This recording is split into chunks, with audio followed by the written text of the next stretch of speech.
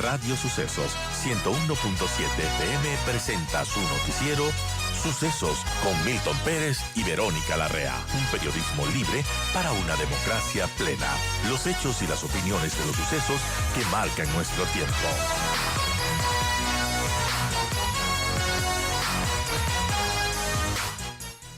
Gracias por acompañarnos, Andrea. El martes se vota la ley IVA, esta intención del presidente de la República de elevar el IVA al 15%, que ha debido ser modificada en su intención inicial, que era del 12 al 15 de manera permanente, pero el gobierno ha hecho, digamos, este esfuerzo para buscar los votos, que no los consigue todavía, de que sea del 12 al 15 de manera temporal y que quede al 13 de manera permanente. Esto es una reforma tributaria, para empezar. Correcto, exactamente. Es decir, lo que se planteaba al inicio era una reforma permanente en el tiempo para que el 15% sea a lo largo, o sea, en adelante. Pero al no obtener votos para esa propuesta, lo que se plantea hoy es una alza por un permanente del 13% y por un tiempo del 15%. Ahora, ¿cuánto resuelve la situación del país de elevar el IVA? ¿Cuán conveniente para la economía del país? Dicen, el IVA es un impuesto regresivo, dicen otros que no es un impuesto regresivo, que no va a afectar a los más pobres. ¿Qué es el IVA? Ok, el IVA es un impuesto indirecto, pero no es regresivo. ¿Por qué? El impuesto típicamente directo, ¿no es cierto?, es el impuesto a la renta, porque se establece en función de la capacidad contributiva de quien paga el impuesto. El IVA es indirecto porque no grava a la riqueza o al patrimonio o a la utilidad, sino al consumo, ¿no es cierto? Por eso es un impuesto indirecto. Pero eso no significa que sea regresivo. ¿Por qué? Porque quienes más tienen, más pagan. Por poner un ejemplo, las prendas de vestir todas están grabadas con IVA actualmente al 12%. Pero una persona de menores recursos compra un pantalón de $20 y una persona de más recursos puede comprar un pantalón de $70. Entonces, por eso el IVA es progresivo. E incluso, el otro día recientemente escuchaba a Romeo Carpio, un economista que sabe muchísimo de estos temas, que hay un estudio de la OCDE que establece justamente esto, que el IVA, al tener esta peculiaridad, no es un impuesto regresivo. Ahora, ¿cómo evitar que esto sí se convierta en digamos, que se aprueba, en un efecto atomizador de la economía? Es decir, ya es visto en algunos sitios que te suben la gaseosa porque dicen que va a subir el IVA. Es decir, antes de que sube el IVA, ya están subiendo los productos. Es decir, la especulación empieza y funciona siempre. Cuando pasa con la gasolina, cuando pasa con los pasajes, todo sube. Esa es una práctica terrible en nuestro país, que termina afectando a los que no debe afectar. Totalmente. Y es una práctica errónea, ¿por qué? Porque el inventario que tienes hoy lo compraste con un 12%. Y obviamente lo vas a vender con un 12%, pero claro que le preocupa, por ejemplo, al comerciante, que luego ese inventario él lo va a tener que comprar con el 15%, ¿no es cierto? Entonces es por esto que se genera la especulación. Y eso empeora cuando el incremento del IVA es temporal. ¿Por qué? Porque cuando termine el plazo para que se reduzca del 15 al 13, lo más seguro es que quienes comercian estos productos no van a bajar el valor del producto. Se va a mantener el precio y lamentablemente vamos a dejar de recaudar, pero se van a mantener los precios. Entonces, por eso un IVA temporal, un incremento temporal del IVA no es correcto desde la perspectiva técnica. Se lo debería hacer de forma permanente. Ahora, esto es un parche y hemos vivido haciendo parches con reformas tributarias. Es decir, tenemos una reforma tributaria anual, no sé cuál es digamos, el cálculo de lo que existe en reformas tributarias. Solo en este gobierno, en 2 meses, en menos de 2 meses, vamos por la segunda reforma tributaria. No importa si son grandes cosas, si son pequeñas, si son cambios estructurales, son reformas tributarias. ¿Cuánto le conviene al país? ¿Cuánto afecta al manejo de impuestos en el país hacer de las reformas tributarias parches para salir del paso en ciertos momentos económicos difíciles? No, no, o sea, es absolutamente lo contrario de lo que se debería hacer. Es todo lo que no se debería hacer. ¿Por qué? Porque el inversionista, ya sea local o sea extranjero, lo que necesita es seguridad, es certeza de cuál va a ser la carga impositiva de su negocio para poder realizar un plan. Sin embargo, si estás en un país en el cual todos los años, y ni siquiera todos los años, sino dentro del año también tenemos reformas de reglamentos, resoluciones, etcétera, no tienes certeza de cuál va a ser tu carga tributaria y en función de eso no te atreves a invertir.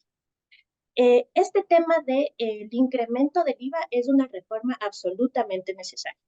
Como muchas personas lo han dicho, dentro de la región tenemos el IVA más bajo, entonces esta en sí, la del incremento del IVA, no es un parche, pero sí las contribuciones temporales que han existido con Lenin, con Lazo y ahora esta asamblea lo propone. Esas sí son parches que afectan muchísimo a las sociedades formalmente constituidas. ¿Por qué? Porque, por ejemplo, esta que se plantea de las sociedades, te incrementa un 3,25% respecto del año 2022, un año respecto del cual ya pagaste dividendos, ya hiciste reinversiones y ya debería estar cerrado. Entonces, esta reforma incluso, más allá de que viola el derecho a la seguridad jurídica, es retroactiva, con lo cual no debería aceptarse. Son las 8:36. Estamos conversando con Andrea Moya Hidalgo. Ella es abogada especialista en temas tributarios. Andrea, digamos que el día martes no se aprueba el incremento del IVA, eh, por lo tanto no se aprueban las otras cosas, que es el tema de las sociedades, el tema de los bancos. ¿Qué debería hacer el presidente? Porque los otros partidos políticos, los que no quieren IVA y los que aprobaron IVA en su momento, en condiciones complicadas, diferentes pero complicadas, muy difíciles para el país, ahora ya no conviene el IVA. Dicen volver al 5% del ISD. Otros hablan incluso de subir al 6% el ISD, el impuesto a la salida de divisas. ¿Por qué no hacerlo? ¿Por qué el presidente no pensó en el ISD, por ejemplo, y sí en el IVA? Yo sé que da más plata el IVA, pero el ISD puede ser una salida, ¿o no? No debería ser. ¿Por qué? Porque el ISD fue pensado, cuando fue creado, fue concebido al 0,5%, justamente porque no, al ser un país dolarizado y no tener un régimen cambiario, ese era el recurso que tenía el Estado para controlar y evitar la fuga de capitales. Pero de un impuesto que fue concebido al 0,5%, incrementar esa tarifa al 5 o incluso más, es decir, 10 veces más de lo que fue concebido, evidentemente es un error, porque ya no cumple su propósito, sino que hoy lo que significa es que no ingrese capitales al Ecuador porque saben que el costo es del 5%. Si yo tengo una sociedad ecuatoriana que necesita materia prima, servicios técnicos, sobre todos esos pagos, tengo que pagar ese impuesto a la salida de divisas. Entonces, igualmente los precios de todo lo que consumimos en Ecuador se encarece en función del incremento de ese impuesto. Ahora, entonces, si es que el gobierno no logra que se incremente el IVA, tampoco sería una solución incrementar el ISD. Y lo que dicen los políticos siempre es, recaude mejor, gobierno, señor presidente tal, el de turno. Los políticos de oposición siempre le dicen, hay que recaudar mejor. ¿Cómo se puede recaudar mejor? Primero, ¿cuál es el nivel de recaudación que tiene el país? Diciembre cerraba, recuerdo, con un boletín del Servicio de Rentas Internas, con un incremento del 23%, si no me equivoco. Es decir, con una noticia buena, dejaba el gobierno de Lazo, perdón, esto fue en noviembre, de un incremento de recaudación tributaria. Parecería que sí es cierto, pero ¿hasta dónde se puede recaudar mejor? Sí se puede recaudar mejor. ¿Por qué? Porque actualmente la masa de contribuyentes formales no es la suficiente y debería crecer. Entonces, si tienes un grupo mayor de contribuyentes, vas a recaudar más. Pero claro, eso es un trabajo muy complejo de realizar, ¿cierto? Eh, que hacer que las personas que actualmente hacen sus actividades de manera informal se incluyan dentro del grupo de contribuyentes es muy difícil de realizar. Ahora, sí se puede mejorar la contribución dentro del grupo de contribuyentes que ya están formalizados, justamente mediante la implementación de temas tecnológicos. Entonces, en eso sí considero que se trabajó en el gobierno anterior, puesto que se implementó mejores cruces de información.